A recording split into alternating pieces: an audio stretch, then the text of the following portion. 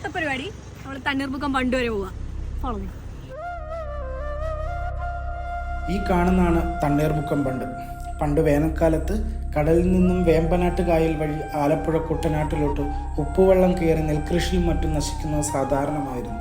അതിനാൽ ഒരു തടയണ കെട്ടി കടൽ വെള്ളം നദിയിലോട്ട് പ്രവേശിക്കുന്നത് തടയുന്നതിനായി കുട്ടനാട് വികസന പദ്ധതിയുടെ ഭാഗമായി 1958 ആരംഭിച്ച് 1975 വേമ്പനാട്ട് കായലിന് കുറുകെ നിർമ്മിച്ച ബണ്ടാണ് തണ്ണീർമുക്കം ബണ്ട്.